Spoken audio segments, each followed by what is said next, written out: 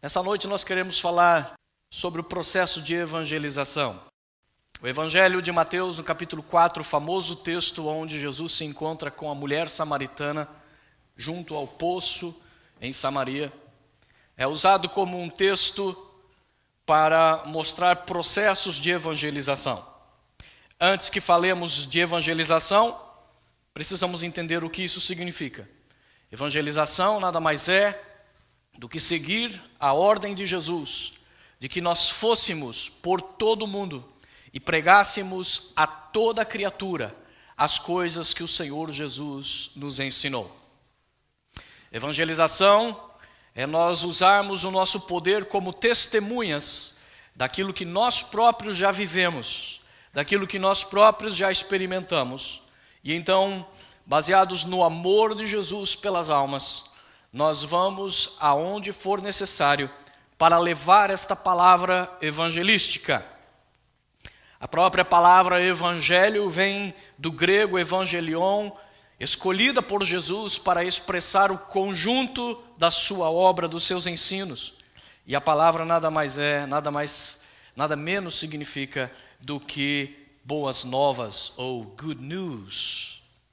De maneira que a banda Newsboys tem esse nome exatamente porque é a ideia do garoto que vende o jornal e que fica gritando e declarando as notícias, especialmente da primeira página, e assim é o papel do cristão. Nós somos newsboys, newsgirls. Nós somos aqueles que anunciamos aos outros de que existem boas novas, boas notícias de Deus para a minha vida e para a sua vida. Nesta conversa que Jesus tem com a mulher samaritana, nós vamos observar alguns processos evangelísticos. No versículo 7 do capítulo 4, Jesus é quem começa a conversa, mostrando a iniciativa que o cristão deve ter, uma vez que ele está imbuído de uma ordem. E mais do que imbuído de uma ordem, ele tem a responsabilidade, como ser humano, de ter encontrado uma saída, de ter encontrado um meio de salvação.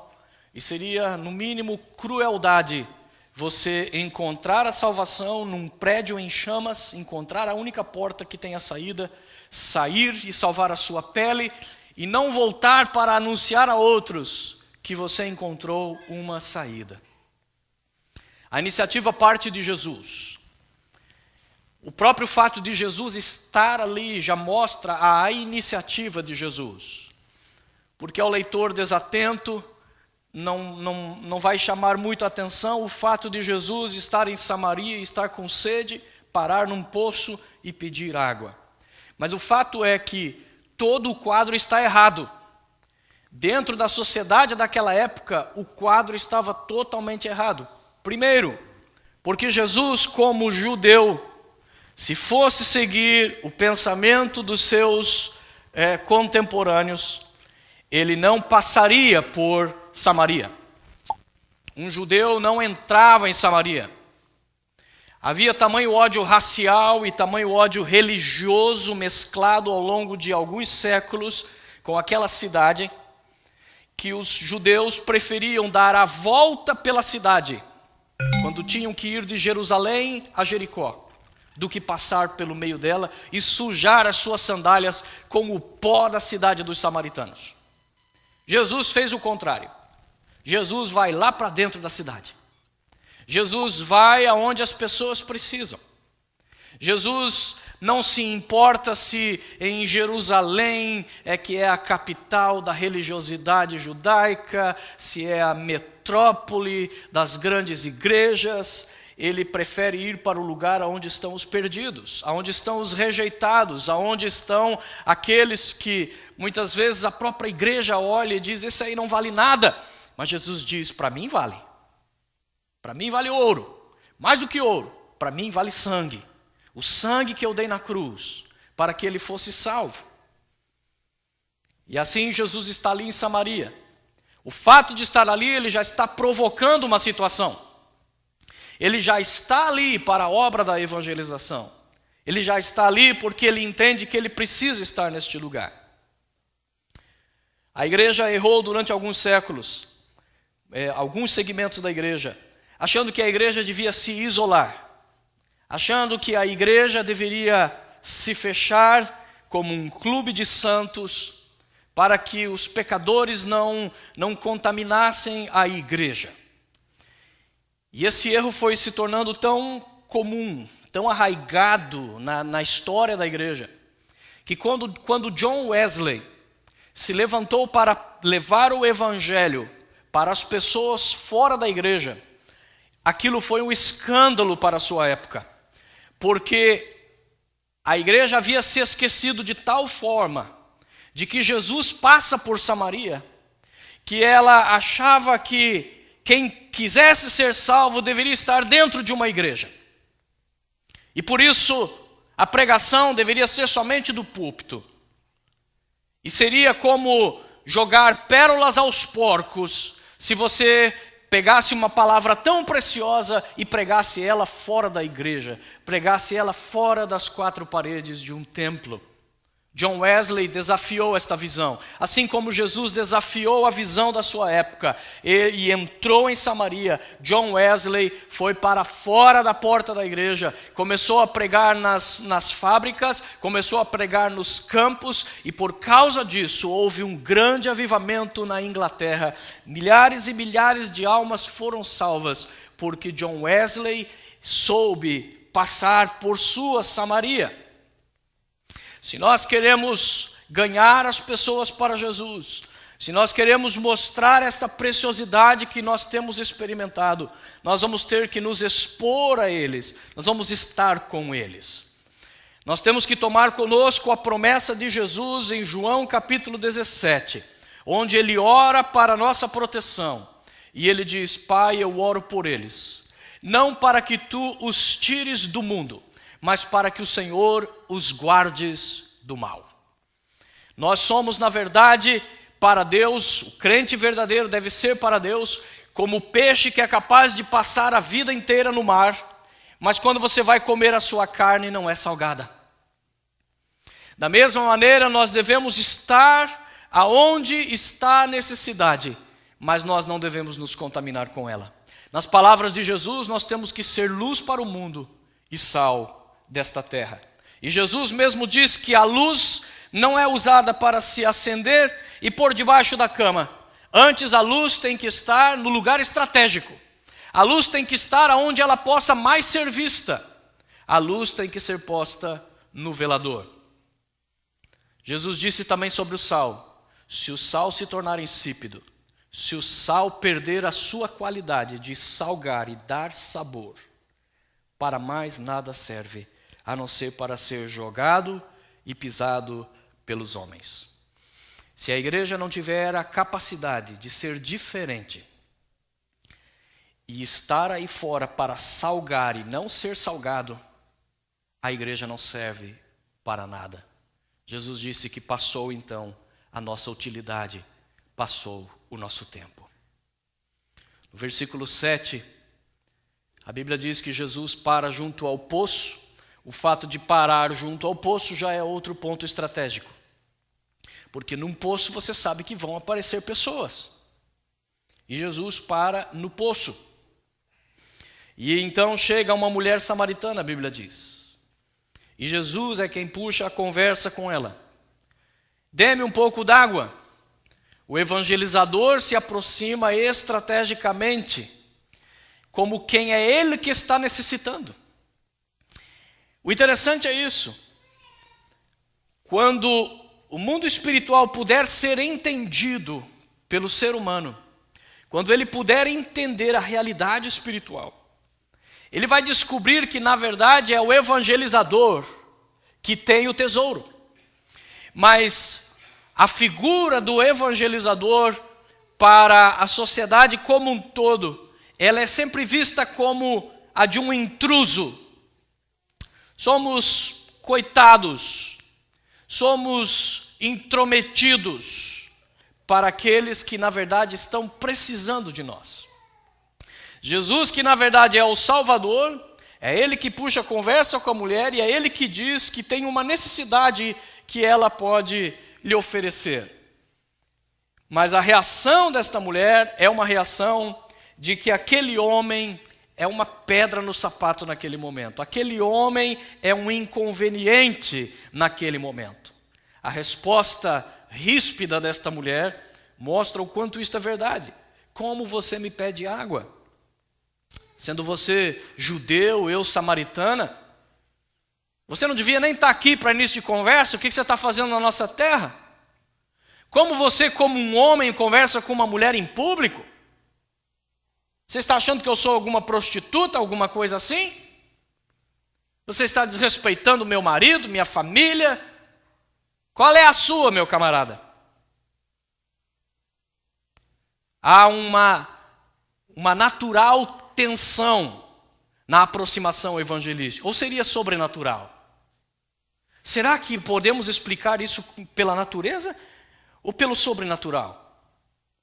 Por que é que, se você se aproxima para falar sobre Buda, Confúcio, sobre gnomos, pirâmides, sobre ervas mágicas, sobre movimento gay, sobre qualquer outro assunto, as pessoas param para ouvir?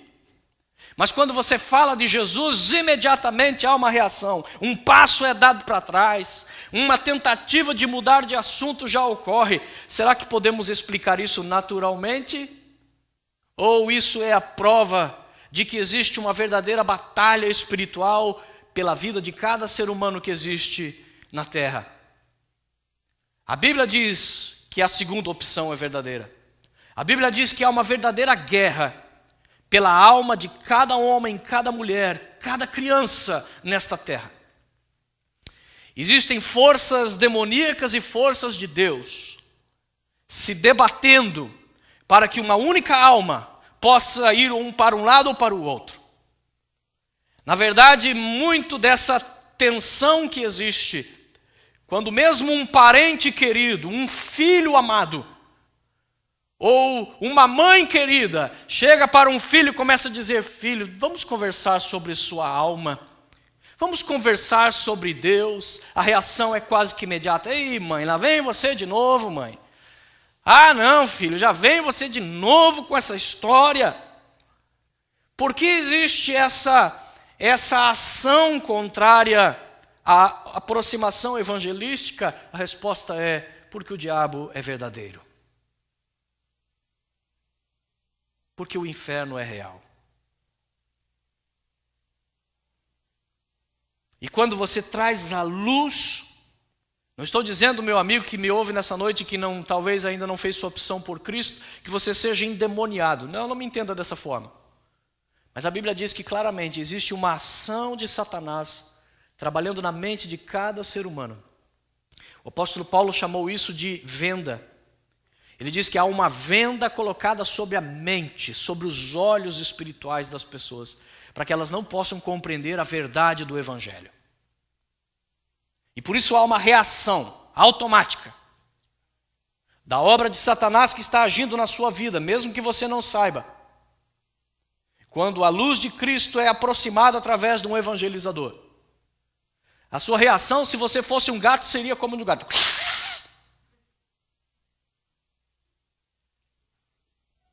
Ou então fazer assim, mas daí você lembra que ele que é o cristão, né? Daí não adianta fazer assim para ele. A sua vontade na hora é puxar um punhado de alho, qualquer coisa, patuar, qualquer coisa para expulsar aquele crente, para pôr aquele crente para correr. Mas por quê? A resposta é: essa tua atitude, se você for sincero com você mesmo, você vai descobrir que há um mundo espiritual batalhando pela tua alma. E por isso essa reação. Nós, na verdade, temos uma guerra sendo travada nos ares. No versículo 10, Jesus não se intimida pela resposta dura, pelo corte que esta mulher dá na sua tentativa inicial de evangelização.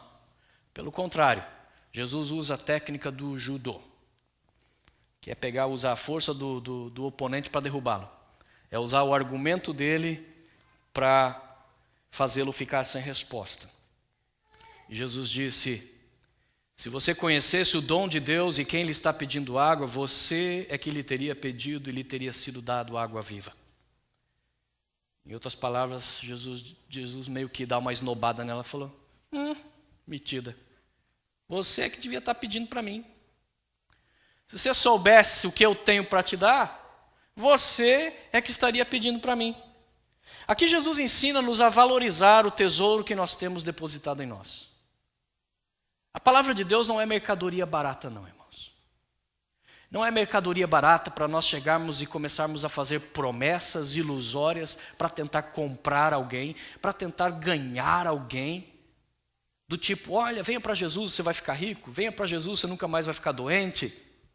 Não, Jesus não usa essa técnica. Jesus usa a técnica de valorizar o conteúdo do que ele tem para oferecer. É a técnica do bom vendedor. O bom vendedor pode estar vendendo o que seja, mas ele vai te dar a impressão que você não pode viver sem aquilo. Ele vai valorizar o que ele tem em mãos. E Jesus valoriza. Jesus disse: não, peraí, pode parar com esse papo mole aí. Você que precisa de mim. Eu consigo um copo d'água numa outra vizinha, que eu bato aqui, água eu consigo em qualquer lugar. Agora, o que eu tenho para te dar, não é qualquer um que vai te dar, não. Se você soubesse o que é que eu tenho para te dar, você é que me pediria e eu te daria. Interessante que Jesus fala me pediria e daria, como quem diz assim, já perdeu, já foi, já se ferrou. Já está no passado. Para ver se a mulher corre atrás. Não, mas peraí, vamos conversar direito sobre essa história aqui. Quando nós começamos a pregar o Evangelho, o diabo, nossa carne, nossa vontade, ele quer entrar naquela história e mudar de assunto. A Bíblia nos mostra o apóstolo Paulo tentando pregar, se não me engano, em Atenas. E quando ele está pregando, a Bíblia diz que tem ali, ele está evangelizando o governador Félix, Dom Félix, famoso. E ele está ali evangelizando Félix. E começa a falar de Jesus, e começa a falar da Bíblia. E tem um mágico lá que está por lá e começa a fazer uma macacada. Faz aparecer um carro, tira um coelho da cartola, tudo para ver se distrai o Félix. E o Félix está olhando para Paulo, pregando, e um olho no mágico. De repente, Paulo se irrita com aquilo. E ele se vira para aquele mágico e diz: filho do diabo, até quando você vai resistir à obra do Senhor? E o fez ficar cego. A verdade é que, como esse mágico, a nossa carne, a nossa vida de erros, quando é confrontada com a palavra de Jesus, nós temos uma tendência de ficar sapecando para lá e para cá e tentar fugir do assunto e tentar mudar a história. Mas aí o evangelizador precisa ser firme. Para com isso, sossega.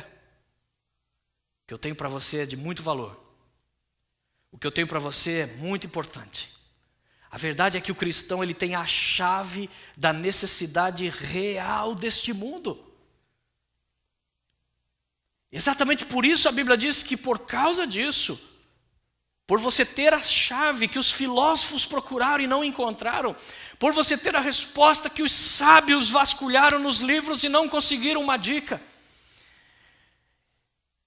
por isso você é considerado como nobre sobre a terra. Porque você se torna representante de Deus. Ali está quem tem resposta. Ali está quem tem a chave que pode mudar, que pode consertar essa situação, que pode abrir a porta da alegria, da esperança para a vida daquela pessoa que até mesmo à beira do suicídio já chegou.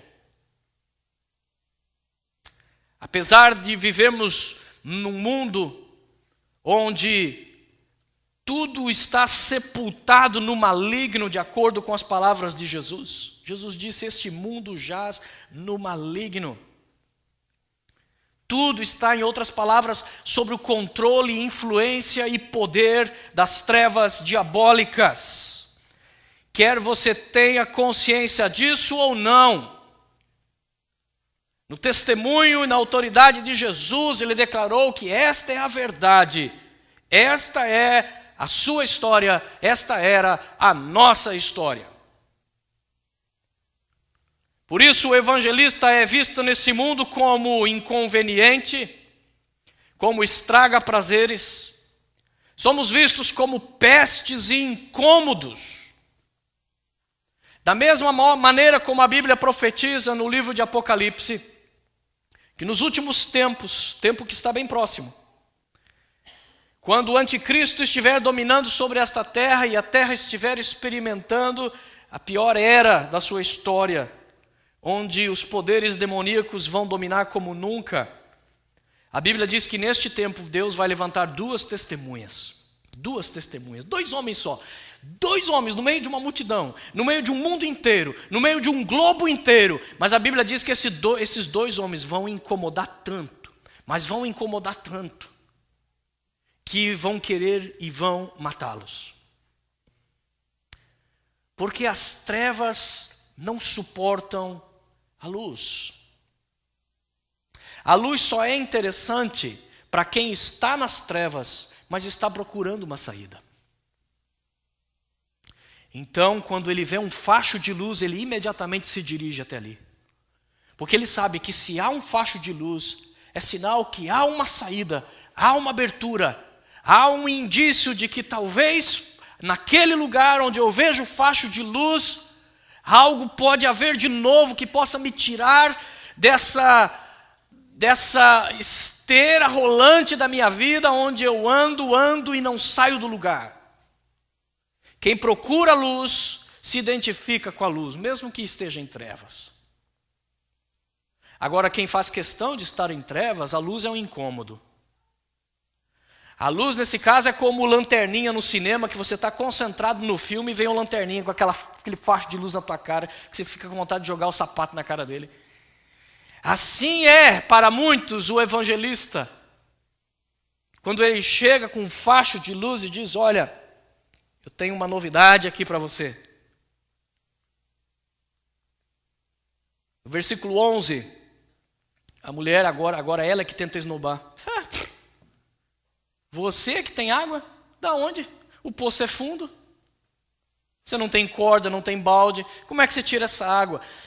Irmãos, o maior problema, o maior bloqueio da evangelização, o maior problema para as pessoas entenderem o evangelho, é porque, na verdade, elas tentam comparar as verdades espirituais com as realidades materiais.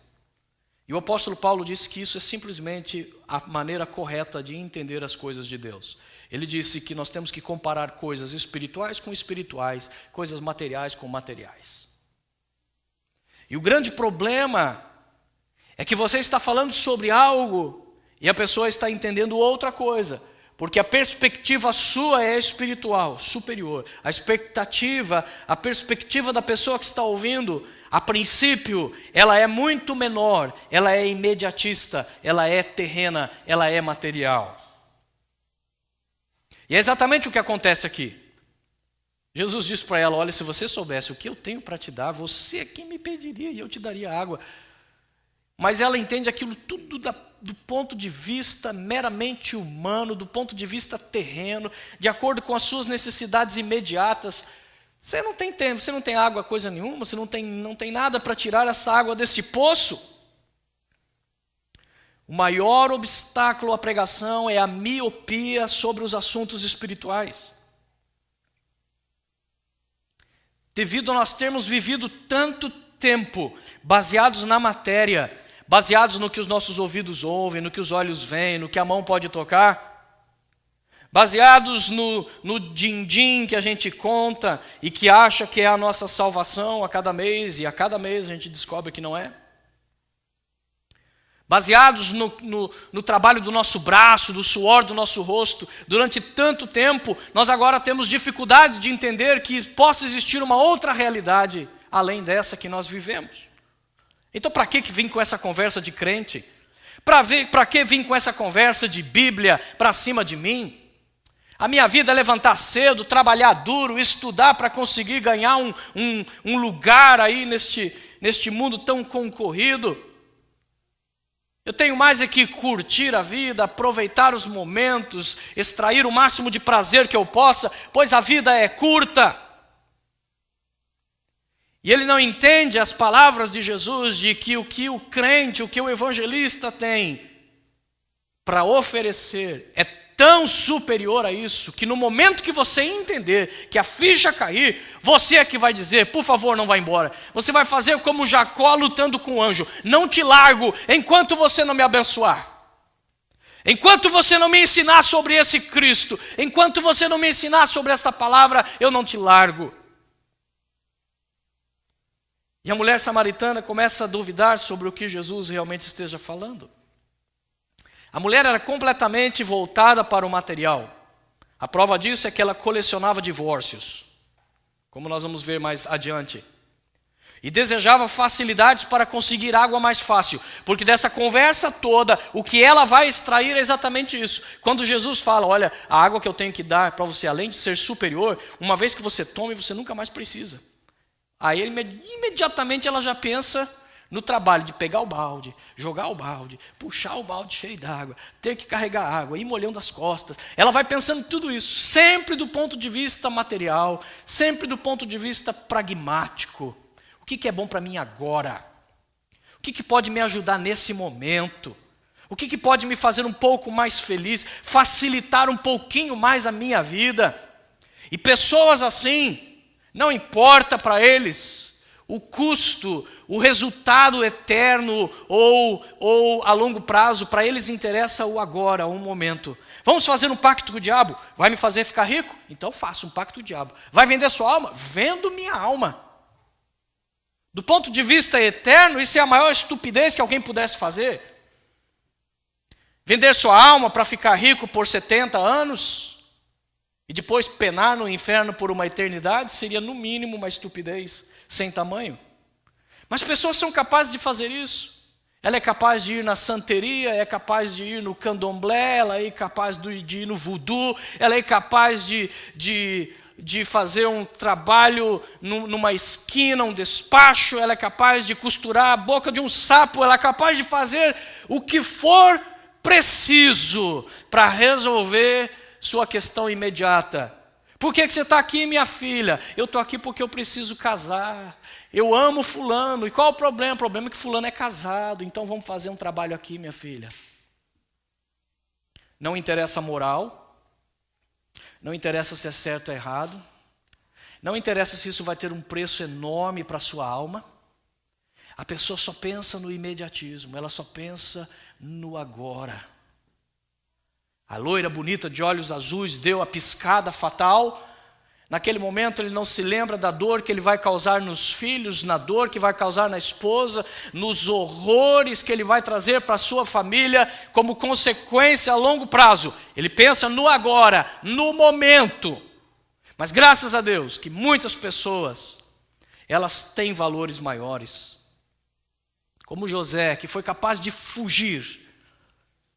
E provavelmente fugir, correr, foi a coisa mais espiritual que ele tinha a fazer naquele momento. Não era orar, não era expulsar Satanás, repreender pombagira, nada disso. Porque ele sabia que se ele ficasse mais um segundo com aquela mulher, a tentação seria forte demais para ele. A melhor coisa que ele faz é, sai para lá, e corre feito um desvairado. E aquilo foi a coisa mais espiritual, onde os anjos ficavam torcendo pela corrida de José. Vai, José, vai, José. Yeah!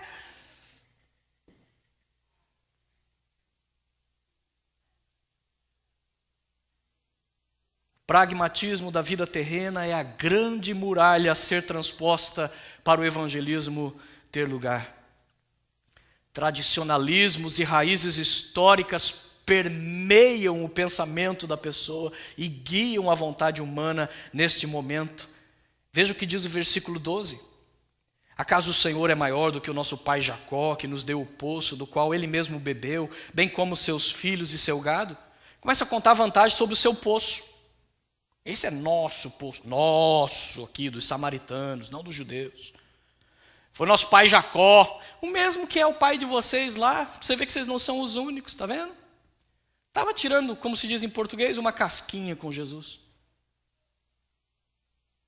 Tradicionalismo. Raízes históricas.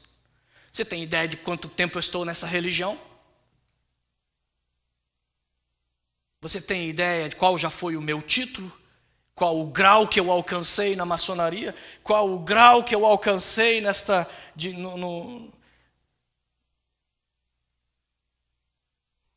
Que interessa? Não interessa de quem é o poço. Não interessa quanto tempo ele tem. Não interessa quem é o dono. O que interessa é que Deus tem algo maior e melhor para a tua vida. No versículo 13, Jesus diz: quem beber dessa água vai ter sede outra vez. Jesus está aqui mostrando um princípio bíblico. Um princípio da vida humana. Um princípio da criação. Jesus começa aqui agora a atacar os fundamentos daquilo que ela crê. Para você a vida é baseada nisso, não é? Para você a bênção seria uma facilitação de como tirar água do poço.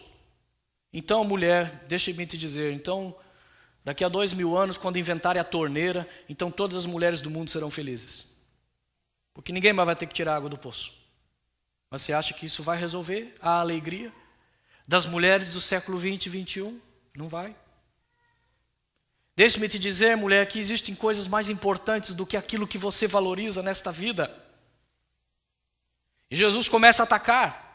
Esta água que você tem, esta água que você quer, se você beber dela, amanhã você vai ter sede. Provavelmente hoje mesmo você vai ter sede de novo. E você que vai ter até o final da tua vida, vir a esse poço, baixar este balde, puxar esta corda e tomar esta água, e depois a sede voltará. Por quê? Porque o princípio que Jesus está mostrando aqui é que a vida material, ela nunca se sacia. E a razão de que a vida material nunca se sacia é exatamente porque ela não tem o poder de ser eterna. Nas palavras de Paulo, aquilo que é visível e tocável, isto é temporário. Aquilo que não se vê, isso é eterno. O material, ele nunca se sacia. Você nunca vai achar que ganha o suficiente. Você nunca vai achar que está na posição que merece. Você nunca vai achar que está bonita o suficiente, forte o suficiente. Você nunca vai achar, porque o mundo físico, material é insaciável. Jesus começa a atacar exatamente isso. É insaciável justamente porque não é eterno. Porque se você não renovar e não renovar e não renovar, acaba. Porque é corroído pela ferrugem, é roubado pelo ladrão, é devorado pela traça, é corruptível e é corruptor.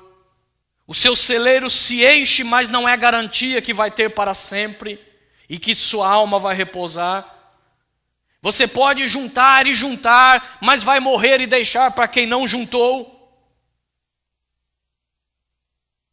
E é exatamente por isso que, apesar da assistência social, a ajuda aos necessitados ser parte do cristianismo, não é essencial ao cristianismo.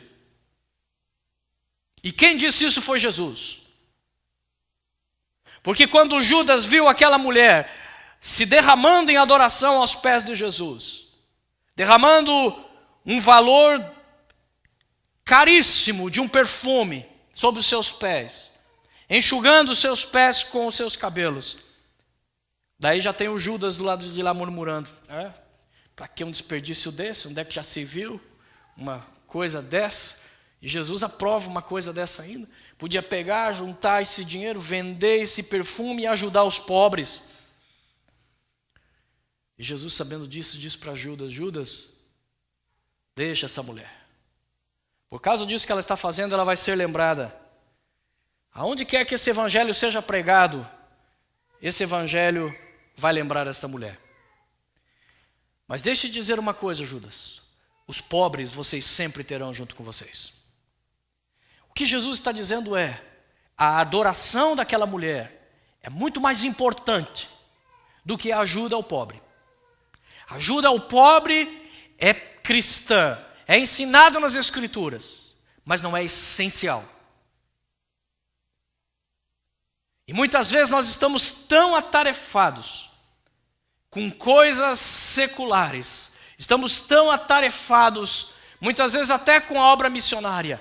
Vamos ajudar o pobre, vamos alimentar o faminto, vamos levar a mensagem, o alimento para quem não tem. E muitas vezes a nossa própria alma está morrendo. O apóstolo Paulo diz que nós temos que cuidar muito com isso. Ele fala, eu esmurro meu corpo todo dia e o coloco sob submissão, para que eu, ganhando a todos, não perca a mim mesmo. Paulo tinha consciência que de tanto trabalhar, podia acabar esquecendo do essencial. E o essencial é sua vida pessoal, seu relacionamento pessoal com Jesus. Por isso o material é algo que precisa ser atacado. E a pessoa precisa entender isso. Não preciso desse evangelho não, minha filha. Estou bem de saúde, aqui eu estou forte. Ó. Não preciso disso não, estou super abençoado, olha só, estou ganhando bem. E aí a gente precisa atacar como Jesus atacou. Até quando? Não que eu esteja lhe rogando uma praga, meu Senhor, mas sabe como é que é, né? Para morrer basta estar vivo. Hoje você pode estar com aquele empregão, mas quem garante o dia de amanhã? E depois? E a hora que você perder isso? Eu conheci um homem que claramente uma barreira na sua vida era a sua profissão. Era um homem que tinha uma grande sabedoria, um homem muito fino, muito educado, uma pessoa muito querida. Mas a razão de que toda a sua família já tinha vindo para Cristo e ele não, era porque ele tinha um bom emprego, ele era um químico, ele tinha uma carreira longa naquela empresa de muitas décadas já. No dia que esse homem perdeu esse emprego, o seu mundo desabou. E aí ele começou a perceber que o mundo material não responde por todas as nossas felicidades. E graças a Deus, este homem se tornou um servo de Jesus Cristo. Terá sede outra vez. Mas aquele que beber da água que eu tenho para dar, nunca mais terá sede, disse Jesus. Porque o que eu tenho para te dar, não é água que você vai ver agora, não é água que você vai sentir, não é H2O. A água que eu tenho que te dar é invisível. Se eu puser ela na tua língua agora, você não vai sentir. Não tem temperatura. Você não vai sentir geladinha. Mas deixa eu te dizer uma coisa. A hora que eu te der esta água vai matar toda a tua sede. E esta água vai se multiplicar através de você. E vai transformar você numa fonte, porque esta água que está em você agora, ela vai saltar e saltar para a eternidade.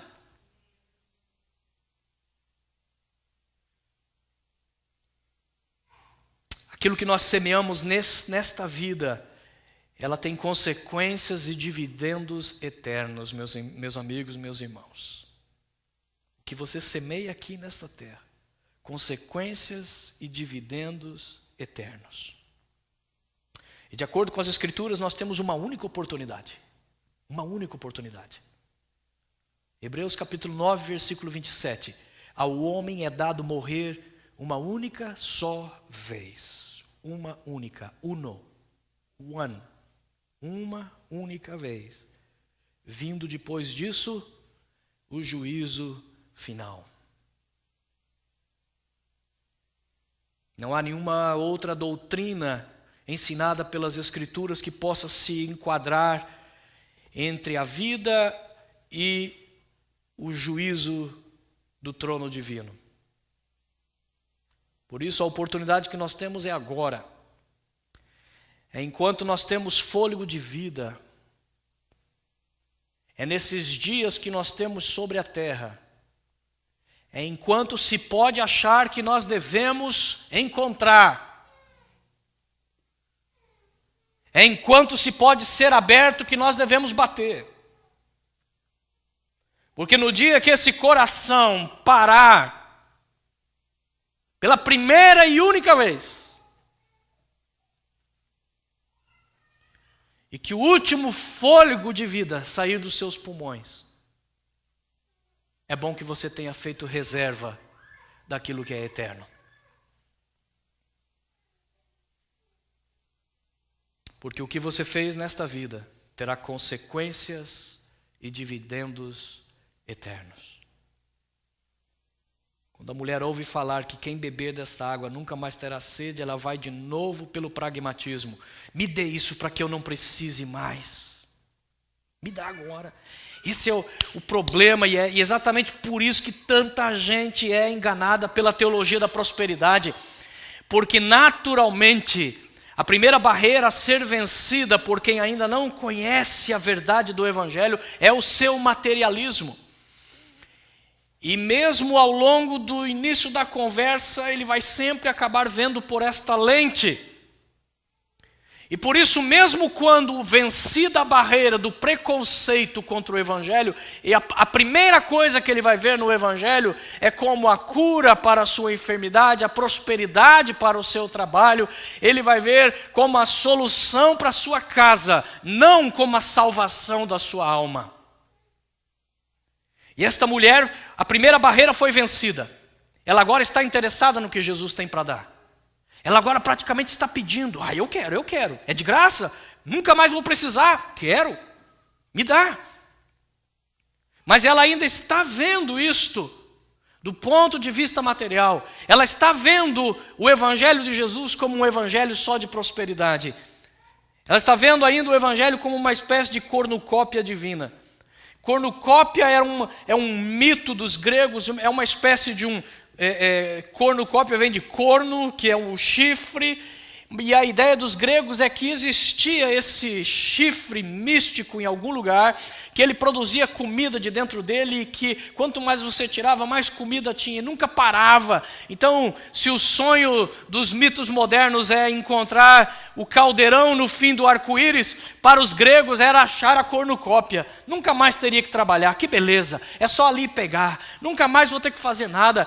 E parece que o ser humano como um todo, ele sempre vê o Evangelho, mesmo quando vencida a primeira etapa, quando ele já está aberto ao evangelizador, ainda assim ele está vendo errado, ainda assim ele está olhando aquilo apenas como aquilo que pode resolver seu problema imediato. Por não comparar coisas espirituais com espirituais, antes por adotar princípios materiais, este Evangelho parece para muitos um apelo para saciar magicamente seus mais profundos anseios de cobiça. Deus passa a ser um Papai Noel, o Espírito Santo passa a ser um office boy, o Evangelho é visto pela lente da teologia da prosperidade.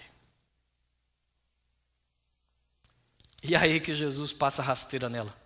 Agora é Jesus ninja. A mulher cai que não levanta mais. Ah, é? Então você tem tudo, é assim, teu negócio é a vida material, então realmente a vida material é o que você tem de bom, o que você valoriza. Então faz o seguinte, chama o teu marido lá e eu vou te dar essa água.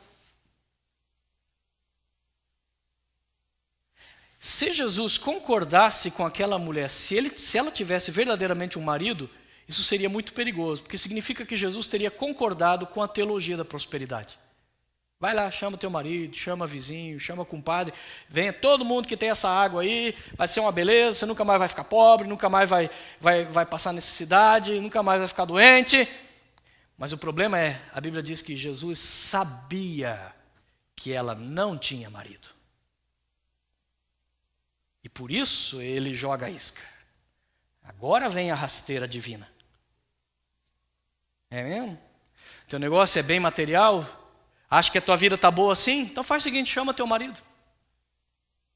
Ah, não tenho marido. Eu sei. Como sabe? Sei. Na verdade eu sei que você já teve 5. E esse que você tem aí não é teu marido, não. Esse aí você só juntou os trapos. Cansou de casar e separar, só juntou. E ali Jesus começa a mostrar para a mulher: está vendo como, na verdade, sem Deus, nem as coisas materiais você consegue dar conta? Nem da perspectiva das coisas mais normais da vida você tem controle? Certamente uma mulher que já casou com 5 e agora está com o 6º, é uma mulher que quer ser feliz.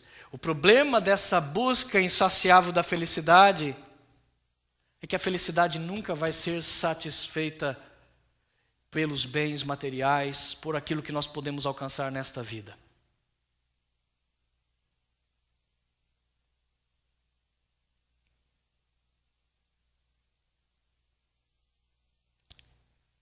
Chame teu marido. No versículo 17, quando ela fala não tenho marido, Jesus disse: agora nós estamos falando o mesmo idioma. Agora a gente vai começar a se entender. Porque agora você está falando a verdade. Agora você não está mais tentando mostrar que é filha de Jacó, que tem poder sobre a água que eu não tenho aqui, que é dona do balde, que é dona do poço, que é dona da corda, e que eu sou o pobre coitadinho. Agora nós estamos falando aqui a linguagem correta. Você falou certo, eu não tenho marido. Agora Jesus começa a mostrar para a mulher a verdadeira necessidade dela. Está vendo, mulher? É disso que eu estou falando. Porque enquanto você quiser basear a sua vida e dar prioridade para a sua busca da felicidade, e deixar para Deus só um ladinho, para vir buscar de vez em quando, a tua vida vai continuar sendo assim.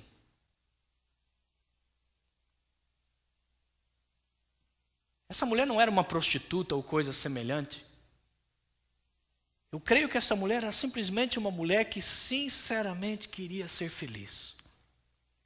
Mas Jesus está mostrando exatamente isso.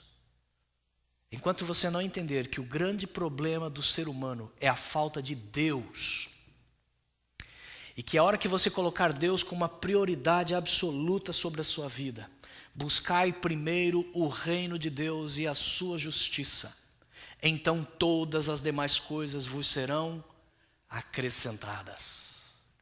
Coloque Deus, e Deus vem com o pacote geral.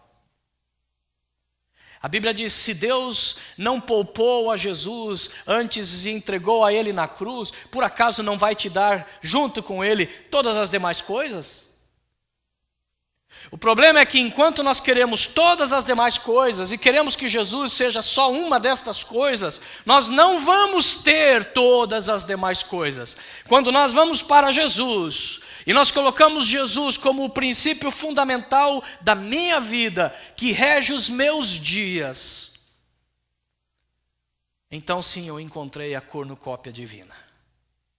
Aí sim, existe nas suas mãos delícias infindáveis, sustento que nunca termina. Ele é Jeová Rafá, que cura a minha enfermidade na hora que eu precisar. Ele é Jeová Nissi, a minha bandeira para me defender, para me proteger. Ele é Jeová Shalom, a minha paz no momento das minhas maiores dificuldades. Ele é Jeová Raá, o meu pastor que está comigo. No momento que eu precisar, eu posso contar. Sua vara e seu cajado estão ali para me consolar. Ele é Jeová Tsidkenu, na hora que eu precisar de um juiz, na hora que ninguém me entender, na hora que a verdade estiver obscura na minha vida, Ele é quem julga a minha alma, Ele é quem julga a minha vida.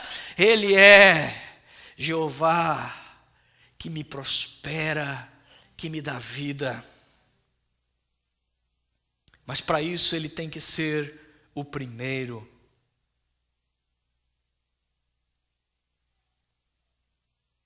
Quando Jesus começa a trabalhar isto, Ele começa a mostrar, na verdade, irmãos, que à medida que nós vamos insistindo em tentar construir as coisas por nós mesmos, apesar de sermos religiosos, crentes, evangélicos, o que vai acontecendo é que a nossa vida vai se tornando um junkyard, vai virando um lixão. Para trás ficam as carcaças dos 5 maridos que já não existem, dos 5 casamentos que não existem. Para trás ficam as carcaças das tentativas frustradas. Para trás ficam os restos, as ossadas de todos os meus sonhos que acabaram dando em nada.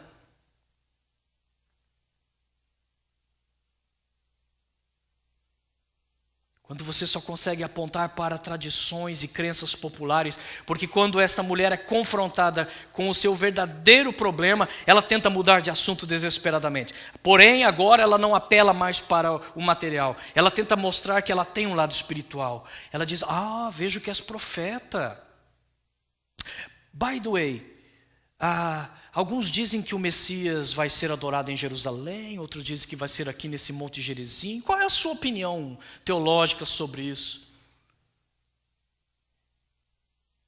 E é exatamente nesse ponto que a pessoa começa a mostrar sua espiritualidade. Não, eu também creio em Deus, eu rezo todo dia, eu volto e meia subo as escadarias da Penha com uma vela de 10 metros, queima toda a minha mão, está tudo tostado aqui minha mão.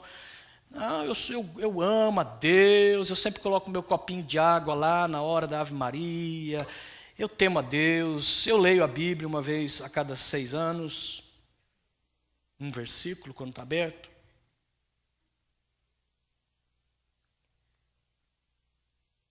E o grande problema é que espiritualidade mística, o grande problema é que religião não vai ser a resposta que pode trazer paz para a tua vida. Apontar tradições, crenças populares, misticismo, e no caso dela ainda mais dúvidas do que certezas, porque ela não está afirmando, nós temos aqui a convicção de que é no Monte Gerizim. Não, ela disse, o que você acha? Fala a verdade, eu não sei o que é certo, é no Monte Gerizim, é em Jerusalém, onde é que se adora? E quando a gente fica só... eu acho que essa religião é boa. Eu acho que se eu fizer essa oração aqui, essa oração é forte. Como diz o mineiro. Vai resolver o meu problema. A verdade é que enquanto você for incapaz de dizer um dia, uma hora, um local, aonde você nasceu de novo, isso significa que você não conhece a Jesus. Porque a salvação, ela é um evento. A salvação não é uma tradição. A salvação não é um cumprimento de um monte de rituais. A salvação é o momento em que o pecador entende que ele é pecador, que ele precisa do Salvador. É o momento em que ele entende que o homem que está falando com ela no poço é o Salvador de todo mundo, não é só um judeu. E é no momento então que ela abre sua vida, é no momento que ela se ajoelha para adorá-lo, é no momento que ela entende que ela não pode viver sem ele. Então naquele dia ela pode marcar dia, hora e local e dizer, foi nesse dia que eu aceitei a Jesus, foi nesse dia que a minha vida foi transformada. O grande problema é que a maioria das pessoas olham para trás e não conseguem apontar esse dia. Tudo que eles podem falar é de tradições de família. Tudo que eles podem dizer é de quando foi sua crisma, seu batizado, sua formatura, seu isso, seu aquilo. Mas o fato é que ele não consegue se lembrar quando foi que eu aceitei Jesus, porque ele nunca aceitou Jesus. Ele na verdade não foi salvo, ele só é religioso. Jesus disse, creia em mim, mulher, em mim. Não fica crendo em conjunto de ensinamentos, creia em mim, religião não é nada. Agora, o evangelho é você crer em mim, na pessoa de Jesus Cristo. É crer nele, é se relacionar com ele, você pessoalmente.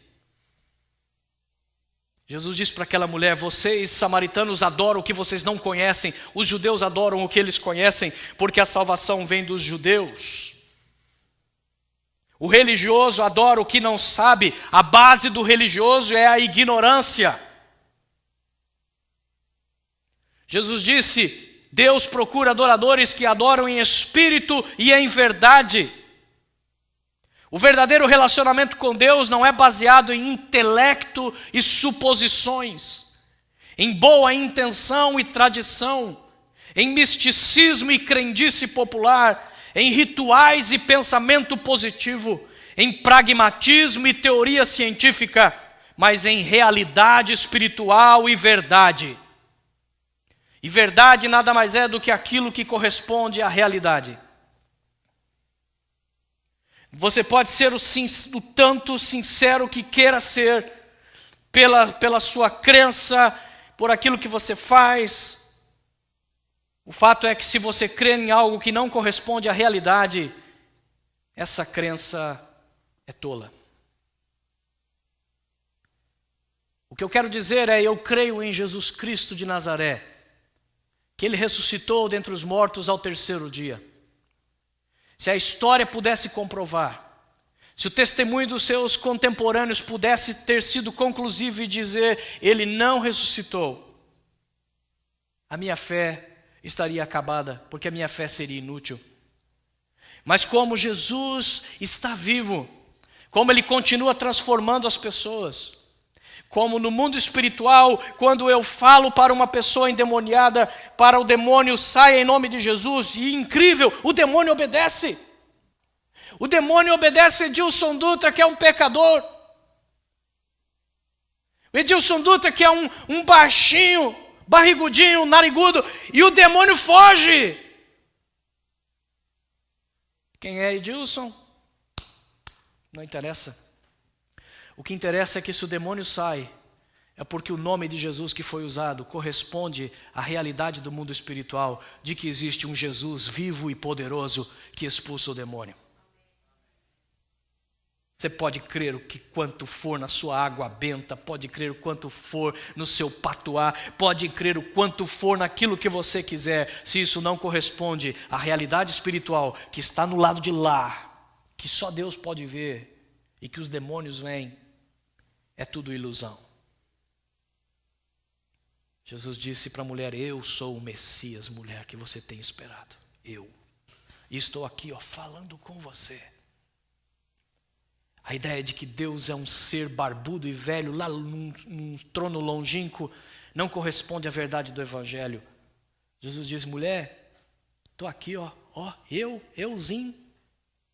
Eu sou o Messias. E que infelicidade para você, sou judeu. Você vai ter que dar um jeito agora nesse seu ódio, nesse seu racismo, minha filha. Sou eu. Mas como o Messias, o Filho de Deus, Deus na terra, e está aqui conversando comigo, conversando com você, tomando café na casa de Pedro, curando a sogra de Pedro. Eu sou assim, filha. Deus é isso, Emanuel, Deus com a gente, Deus caminhando com a gente, pegando criancinha no colo. Deus é isso. Se Deus não serve para me consolar na hora que eu preciso, se Deus é incapaz de entender as minhas dores, de que serve este Deus? O meu Deus é Deus presente, o meu Deus é Jesus que fala comigo, é Messias que está diante de mim. A Bíblia diz que a mulher deixou a jarra de água para trás e correu para a vila.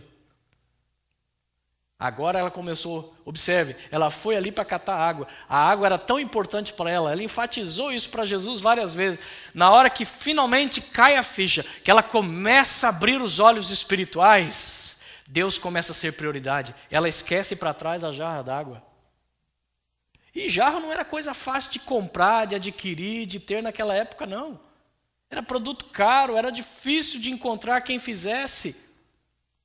E ela deixa para trás e sai correndo e sai falando, gente, vocês não acreditam, eu encontrei um homem que sabe tudo sobre a minha vida, eu acho que ele é o Messias. Interessante, ela não fala, ele é o Messias, ele é o Filho de Deus. Muita gente fala, eu não tenho muito preparo ainda para pregar o Evangelho, para evangelizar, eu ainda não conheço bem a Bíblia, não fiz nenhum curso de teologia. Essa mulher não tinha nem certeza ainda quem Jesus era, mas ela já saiu evangelizando ali em Samaria. Gente, eu acho que eu encontrei uma saída, eu acho que eu encontrei alguém que pode trazer alegria, felicidade, esperança para nós. E dali a pouco está cheio de gente ao redor de Jesus, e Jesus pregando, e a Bíblia diz que muitos creram por causa dela. Agora ela própria passa a ser a evangelizadora. E é por isso que o Evangelho chegou até nós, 2000 anos depois. E no versículo 42, essas pessoas dizem para aquela mulher: agora nós cremos nele porque nós próprios o vimos e ouvimos, não mais porque você nos disse. Essa é a convicção que todo o crente tem que ter. Eu agradeço demais a pessoa que me evangelizou. Eu agradeço demais a mensagem que me foi pregada. Mas agora a história é comigo. Porque agora não é mais porque você prega, porque você me diz. Agora é minha convicção pessoal. Jesus ganhou a minha alma. Feche seus olhos em nome de Jesus.